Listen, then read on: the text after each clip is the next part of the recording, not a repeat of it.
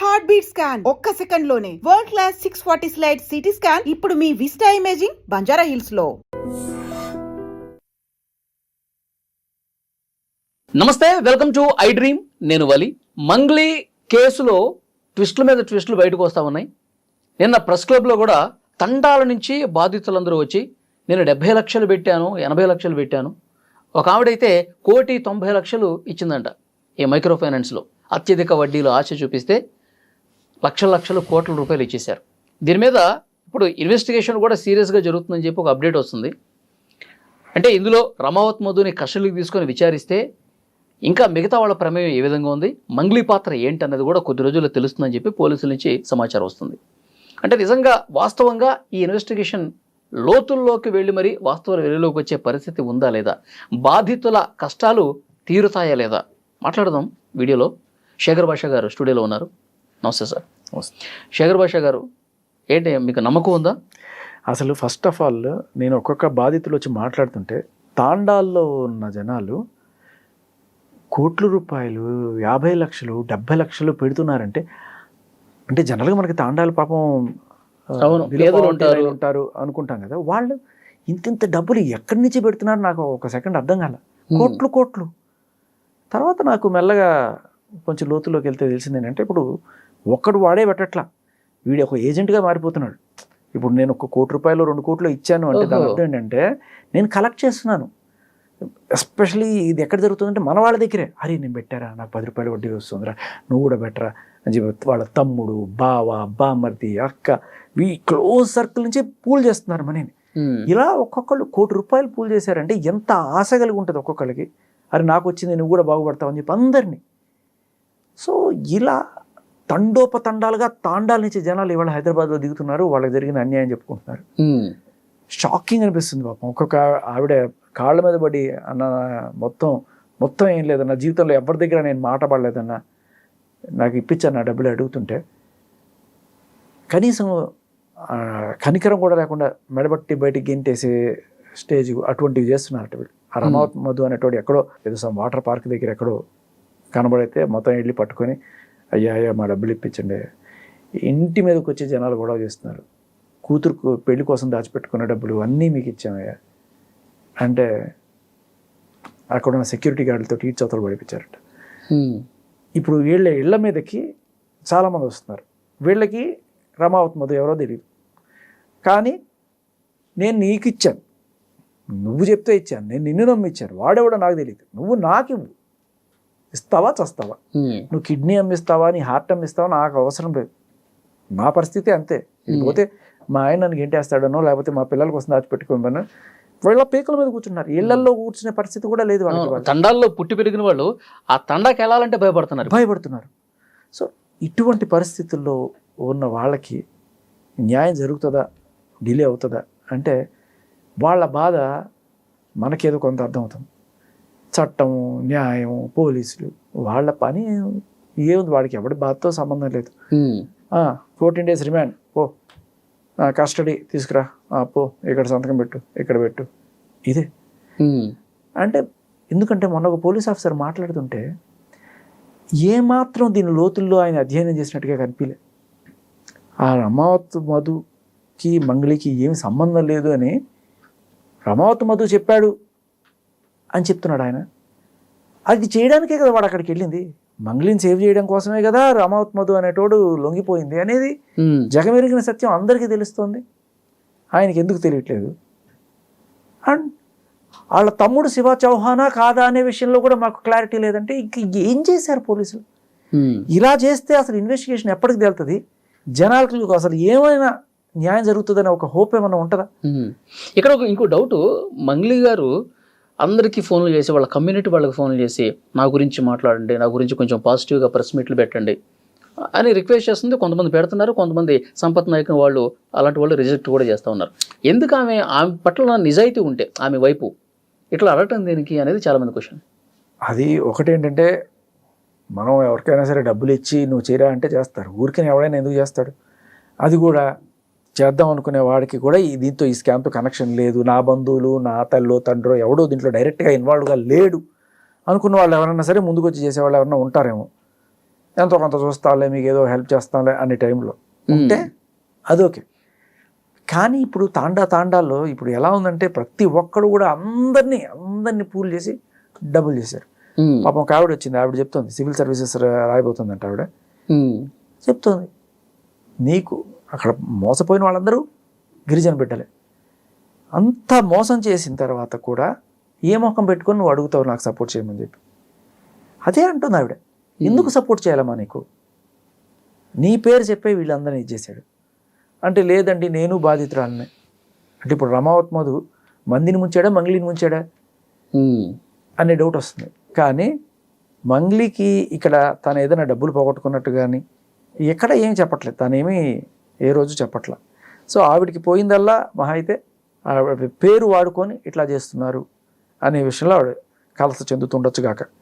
కానీ ఆవిడ తమ్ముడు డైరెక్ట్గా ఇన్వాల్వ్ అయి ఉన్నాడు. నోట్ల కట్టలు కట్టిన బ్యాగులు వాళ్ళ తమ్ముడు స్వయాన అలా అందుకొని తీసుకెళ్ళాడు అని చెప్పి ఆ డ్రైవర్ అనే అతను వచ్చి చెప్తున్నాడు. నేను ఇలా చాలామంది ఆయనే కాకుండా ఇంకా చాలామంది బాధితులు ఇవాళ సిటీలో దిగి వాళ్ళు చెప్తున్నారు, వాళ్ళ తమ్ముడు శివ చౌహాన్కి మేము డబ్బులు ఇచ్చాం అని చెప్పి చెప్తున్నారు. ఇంత చెప్తున్నా ఇంత చేస్తున్నా సరే, పోలీసుల కంటే వాళ్ళ ఉద్యోగాలు వాళ్ళు చేసుకుని ఉంటారు, వాళ్ళకేమి దాన్ని ఏమంటారు, ఆపరేషన్ చేసే వైద్యుడికి రాగద్వేషాలు ఎలా ఉండవో వాళ్ళకి అవేం పట్టించుకోరు అనుకో. కానీ పొలిటీషియన్లు ఏం చేస్తున్నారు, మన రాష్ట్ర ప్రభుత్వం ఏం చేస్తుంది, దీన్ని సీరియస్గా తీసుకోవాల్సింది ప్రజల ఇష్యూ, ప్రభుత్వం కదా టేకప్ చేయాల్సింది. రేవంత్ రెడ్డి గారు ఇప్పటిదాకా దీని మీద ఒక్క మాట స్పందించలేకపోతున్నారు. పోనీ ఆయన మినిస్ట్రీ క్యాబినెట్లో ఎంచుకుంటే ఎవరు స్పందించట్లేదు, పార్టీ తరఫున స్పోక్స్మెన్ కూడా ఎవరు స్పందించట్లేదు. తర్వాత ఎవ్వరు ఏ పార్టీ గురించి దీన్ని మాట్లాడలేదు. ఇంతమంది రీసెంట్గా ఒక స్కీమ్ ఏదో పట్టుకొచ్చారు గిరిజన బిడ్డలకి. సో ఏంటిది, ఎలక్ట్రిక్ వెహికల్స్ మీద 90% రాయితీ సబ్సిడీ. బాగుంది. మరి గిరిజన బిడ్డల మీద అంత ప్రేమ ఉన్నప్పుడు మరి వీళ్ళందరూ కూడా గిరిజన బిడ్డలే కదా, వీళ్ళకి ఏం చేస్తున్నారు? ఓన్లీ పాలసీలు మాత్రమే చూస్తారు. ఇలా నష్టపోయిన వాళ్ళు ఇప్పుడు వీళ్ళ కోసం పోలీసులు లేకపోతే కోర్టులు కేసులు ఇవన్నీ చుట్టి నడుస్తాయని చెప్పి దీని మీద నిజంగానే వాళ్ళకి ఏదైనా రాజకీయ నాయకుల వరకు ఈ కేసు వెళ్ళిందంటారా? ఇంత ఇప్పుడు రాజకీయ నాయకులు ఏమన్నా కళ్ళకి గంతలు కట్టుకోనో చెవులకి ఏమన్నా అడ్డాలు పెట్టుకొని తిరుగుతున్నారా వినపడకపోవడానికి? ఖచ్చితంగా ప్రతి ఒక్కళ్ళ నోటీస్లోనే ఉంటుంది. అండ్ ఎస్పెషల్లీ ప్రతిపక్షం వాళ్ళు ఎక్కడ ఏ ఇష్యూ దొరుకుతుందా దాన్ని రాద్ధాంతం చేద్దాం అనే కోణంలోనే ఉంటారు కదా. చెయ్యాలి కూడా ప్రతిపక్షం అంటే.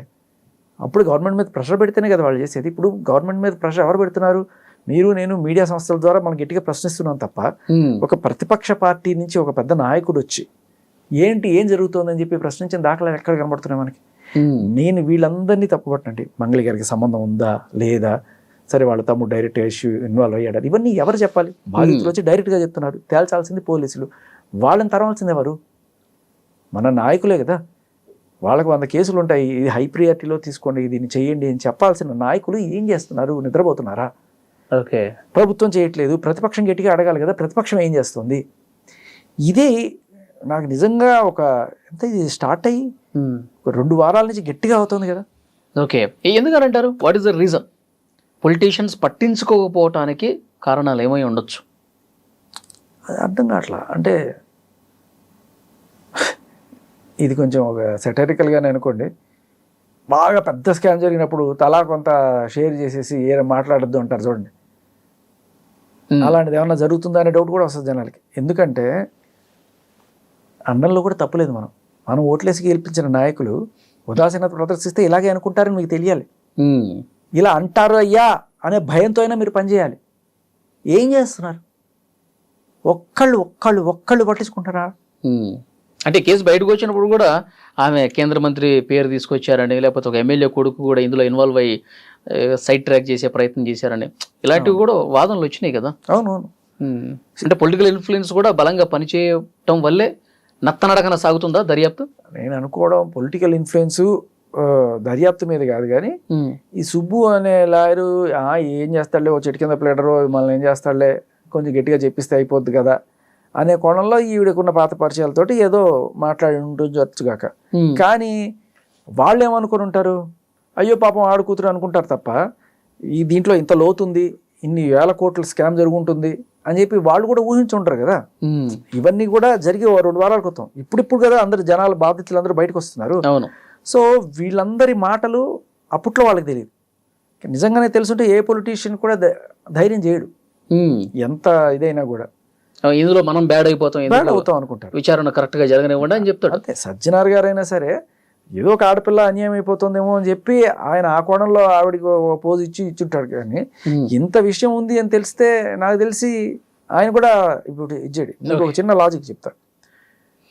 చాలా రోజుల క్రితం ఒకడెవడో యూట్యూబరు ఆవిడ గురించి ఏదో పెచ్చవాగుడు వాగాడని చెప్పి సజ్జనార్ గారి దగ్గరికి వెళ్ళి కంప్లైంట్ ఇచ్చి ఆడిని అక్కడ దాకా ఇచ్చి ఆ తర్వాత ఆ వీడియో డిలీట్ చేయించిన మంగ్లీ గారు. మరి ఆ తప్పుడు వీడియో కాబట్టి డిలీట్ చేశారు. ఇవాళ ప్రపంచం అంతా కోడే కూస్తుంది, దీంట్లో నీ సంబంధం ఏంటి, నీ పాత్ర ఏంటి అని చెప్పి గట్టిగా ప్రశ్నిస్తున్న టైప్లో మరి నాకు ఏంటి, నా రెప్యుటేషన్కి భంగం అవుతుంది, నన్ను బద్నాం చేస్తున్నారు అని చెప్పి ప్రెస్ మీట్ పెట్టిన మంగ్లీకి అదే సజ్జనార్ గారి దగ్గరికి వెళ్ళి ఆ వీడియో ఎలాగైతే డిలీట్ చేయొచ్చుందో ఈ వీడియోలు ఎందుకు డిలీట్ చేయించుకోలేకపోతుంది అంటే దాంట్లో మీ పక్షాన న్యాయం ఉంది కాబట్టి అది డిలీట్ అయ్యింది.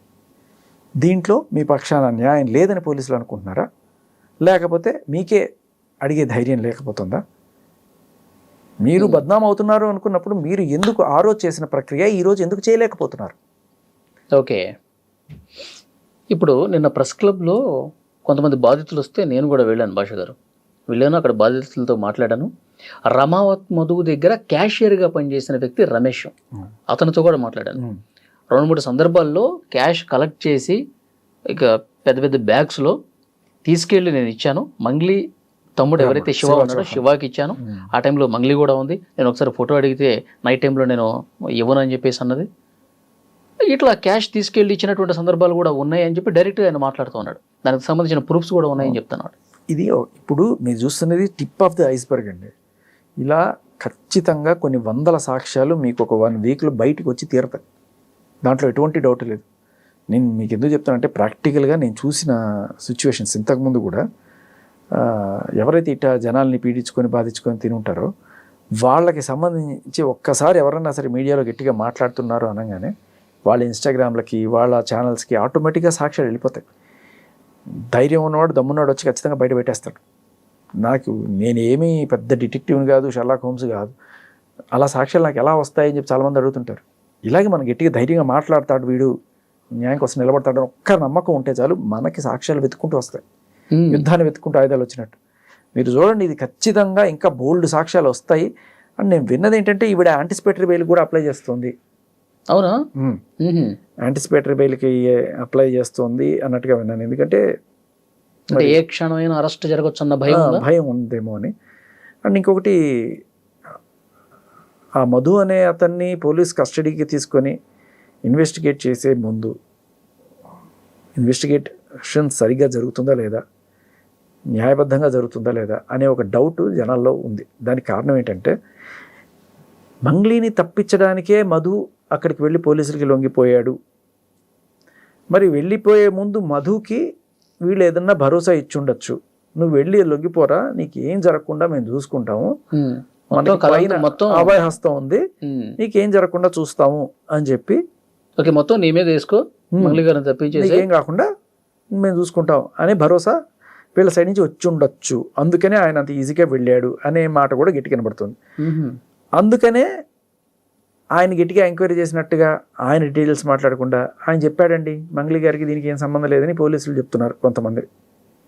ముత్తిరెడ్డి గారు, డీసీపీ గారు, అలాగే వాళ్ళ తమ్ముడు ఎవరో మాకు తెలియదండి. ఇటువంటి మాటలన్నీ ఎందుకు వస్తున్నాయి అంటే తప్పించే ప్రయత్నం చేస్తున్నారనే సందేహం జనాల్లో ఉంది. అయితే రేపు ఆయన్ని కస్టడీకి తీసుకున్న తర్వాత పోలీసుల విచారణ నిష్పాక్షికంగా ఎటువంటి ప్రలోభాలకు లోగకుండా జరిగింది అనే విషయం జనాలకి తెలిస్తే డిపార్ట్మెంట్ మీద కాస్త గౌరవం వస్తుంది. ఇప్పటిదాకా జరిగిన విషయాలన్నీ కూడాను పోలీస్ డిపార్ట్మెంట్కి కొంత మచ్చ తెచ్చే విధంగా ఉన్నాయి.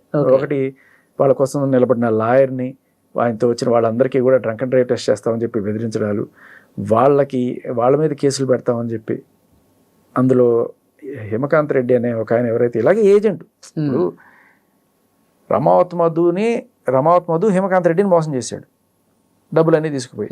మరి హిమకాంత్ రెడ్డి కూడా కొంతమంది దగ్గర డబ్బులు తీసుకొని అది తీసుకెళ్ళి రమావతి మధ్యకి ఇచ్చాడు కదా.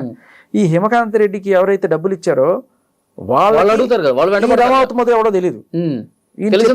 రమావతి మధు అనేటోడు ఆహా తోపు ఓహో తోపు, వాడు 5 రూపాయలు ఇస్తే మనకి 50 రూపాయలు ఇస్తాడు, అది ఇది అని చెప్పుంటాడు. వీళ్ళందరూ కూడా ఇప్పుడు బాబ్బా అని చెప్పి ఈయన పడుతుంటారు. ఇప్పుడు ఈయన ఏం చేయాలి? ఖచ్చితంగా పోయి అడగాలి. ఇప్పుడు ఈయన టాక్టిక్స్ చూడండి. ఈయన బయటకు వచ్చి వీడు ఇంత మోసం చేశాడు, నేను ఇన్ని డబ్బులు వీడికి క్యాష్ రూపంలో కొంత, చెక్స్ రూపంలో కొంత, ప్రామిసరీ నోట్లు ఇవన్నీ చూపించుకుంటూ వస్తే ఈయన ఎలా వదిలించుకోవాలని చెప్పి చాలుబన్ని ఈ హిమకాంత్ రెడ్డే అసలు దొంగ అని చెప్పి అక్కడ ఆయన పోలీసులు చెప్పాడంట. ఆ పోలీసులు ఏమంటారు, ఇప్పుడు ఈయన్ని మనం అరెస్ట్ చేస్తే మనకి డీటెయిల్స్ తెలుస్తాయి అంటే, ఇప్పుడు వాడు ఎవడి పేరు చెప్తే వాళ్ళందరినీ అరెస్ట్ చేసుకుంటూ కూర్చుంటారా? అలా అరెస్ట్ చేసి ఇస్తాం అని చెప్తే ఇంకా మిగతా వాళ్ళు ఎవరు ముందుకు వచ్చి సాక్ష్యాలు చెప్పరు అనే ఒక ప్లాన్ వేసారా? ఓకే, ఇటువంటి డౌట్లు జనాల్లో ఉన్నాయి. సో ఇవన్నీ కూడా డిపార్ట్మెంట్తో అయ్యే పనులు కావు. పెద్దగా ఒక సిట్ వేసి ఆ సిట్లోనే ఈ నిష్పాక్షికంగా జరిపించాలి. లేకపోతే ఇలా 1000 కోట్లు కొట్టేసి విజయమాల్య ఎలాగా ఏ లండనో నిన్ననో పారిపోయి హ్యాపీగా. ఈ కేసులో రమావత్ మధు ఒక్కడే ఎందుకు అరెస్ట్ అయ్యాడు? ఇంకా మిగతా వాళ్ళు, ఆయన ఆ రోజు ముత్యంరెడ్డి గారు చెప్తా ఉన్నారు, అందరూ అప్స్కాండ్లో ఉన్నారు. మంగ్లీ సోదరుడు, తర్వాత పాల్దీయ భరత్ చౌహాన్, పాల్దీయ శైలజ చౌహాన్ ఎవరైతే యాక్టివ్గా ఉన్నారో వాళ్ళందరూ కనపడకుండా పోయారంటే, ఏదన్నా దొంగతనం చేసి పోయేవాడు లేకపోతే ఎక్కడన్నా మానభంగాలు చేసి పోయినోడిని రోజుల వ్యవధిలో పట్టేసుకుంటున్నారు కదా, 24 గంటలు కాకముందే పట్టేసుకుంటున్నారు. ఈ వేళ ఎందుకు పట్టుకోలేకపోతున్నారు? ఇక్కడ పోలీసులు ఇప్పటిదాకా ఎవరిని పట్టుకోలేదండి. ప్రయత్నమే చేయలేదా? ఎవరిని పట్టుకున్నారు? మధు అనేటువంటి పోలీసులు పట్టుకున్నారా? ఆయనే పోయి ఇడ్లేడు. ఇప్పుడు నన్ను పట్టుకోరా అని చెప్పి వీళ్ళందరూ వెళ్ళి అక్కడ నించుంటే అప్పుడు నేను పట్టుకొని నేను కేసు సాల్వ్ చేశాను అంటారా? అది కాదు కదా. మీ అంతటి మీరుగా ప్రొయాక్టివ్గా వెళ్ళి ఏం చేశారనేది చెప్పాలి కదా. ఇది బై డిఫాల్ట్ ప్రాక్టీస్ అండి. ఇప్పుడు డబ్బున్న వాళ్ళు ఎంతో కొంత ఇచ్చి మేనేజ్ చేసుకోవడం ఇది ఫస్ట్ టైం కాదు మనం చూసేది. ఇదే పెద్ద ఈ కమిషనరేట్లో బాగా బడా సెలబ్రిటీ లేడీస్ కొంతమంది, బాగా డబ్బున్న వాళ్ళు ఒక సెలబ్రిటీ వాళ్ళని తలుచుకుంటే పోలీసులను ఉపయోగించుకొని జనాల నోళ్ళు ఎలా ముగించవచ్చు అనే ఒక రెగ్యులర్ పద్ధతి ఉంది. ఆ పద్ధతిని వాడుకొని చక్కగా వీళ్ళు తప్పులు చేసిన వాళ్ళు అలాగే పోలీసులతో ఇదై చక్కగా అందరి మీద కేసులు పెట్టి నోట్లు మూస్తారు. మన చిన్నప్పుడు చదువుకున్నది వాక్ స్వాతంత్రము, పత్రికా స్వాతంత్రం ఇవన్నీ కూడా తుచ్ అంతే. ఒక్క డీసీపీ గారు తలుచుకుంటే అందరి నోళ్ళు మూసుకోవాల్సిందే అంతే. వీళ్ళకి కూడా అంతే. రేపు ఎల్లుండి ఈ కేసులన్నీ తీసుకొచ్చి మీడియా వాళ్ళందరి మీద కేసులు పెట్టేసి మంగ్లీ గారు మహానుభావరాలు, ఆవిడ గురించి ఎవరు ఏం మాట్లాడకూడదు, అసలు డౌట్ కూడా లేదు. ఈ కేసు డే 1 నుంచి మీరు మాట్లాడుతున్నారు, మీకు కూడా ఏమైనా నోటీసులు వస్తాయంటారా? ఇప్పుడు వాటికి భయపడేటైతే ఇంకెందుకు ఇవన్నీ కూడా. మనం ఇక్కడ మనం గమనించాల్సింది ఏంటంటే, మంగ్లీ గారు లేకపోతే ఇంకొకళ్ళు మధు రామావత్ వీళ్ళు కాదు, పోలీసులు చిత్తశుద్ధి ఎక్కడుంది, నాయకుల చిత్తశుద్ధి ఎక్కడుంది? 100 మంది రోడ్డు మీద పడ్డారు, వాళ్ళకి న్యాయం చేయడానికి ఒక్క నాయకుడు లేడా మన రాష్ట్రంలో? మంగ్లీ గారు సుబ్బు మీద కేసు పెట్టినప్పుడు అట్లా పోలీస్ స్టేషన్ దగ్గర మాట్లాడారు. బాధితుల పక్షాన నేను ఉంటానండి అన్నారు. బాధితుల తరఫున వాళ్ళు చాలా పేదవాళ్ళు, వాళ్ళందరూ డబ్బులు పోగొట్టుకున్నారు, వాళ్ళ కోసం నేను కూడా ఫైట్ చేస్తా అన్నారు. మరి కనీసం ఒక్క బాధితుడిని కలవలేదు, వాళ్ళతో కూర్చొని మాట్లాడలేదు. ఎక్కడికి వెళ్ళిపోయిందో తెలియట్లా. డబ్బులు తీసుకునేటప్పుడు లక్షల రూపాయలు నోట్ల కట్టలు బ్యాగుల్లో పెట్టి డబ్బులు తీసుకునేటప్పుడు వాళ్ళు ఆ ఇంటికి వచ్చి మందు పార్టీలు చేసుకోవడానికి కూడా అర్హత ఉంటుంది. ఆవిడ సొంత ఇంట్లోనే మందు పార్టీ చేసుకునేంత అర్హత ఉంటుంది. ఎప్పుడైతే డబ్బులు పోయాయి, మా డబ్బులు మాకు ఇవ్వండి అని అడిగితే వాళ్ళు చెప్పులు లేకుండా రోడ్లో తిరుగుతూ ఒకటే జత బట్టలు వేసుకొని 3 రోజులు స్నానాలు కూడా లేకుండా ఎక్కడో 5 రూపాయల క్యాంటీన్లు భోజనాలు చేసుకుంటూ మాకు న్యాయం చేయకపోతారా అని చెప్పి ప్రతి మీడియా ఛానల్ చుట్టూ తిరుగుతూ ఎవడో ఒకడు న్యాయం చేయకపోతాడా అని చెప్పి ప్రతి చోట తిరుగుతున్నారు వాళ్ళు.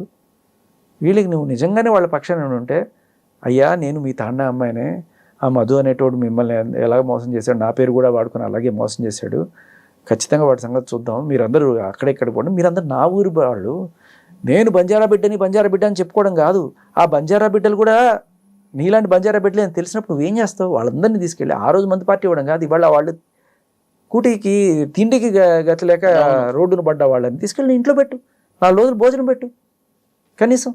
అది కూడా చేయలేదే నువ్వు. ఏమిటి అండగా నిలబడింది నువ్వు?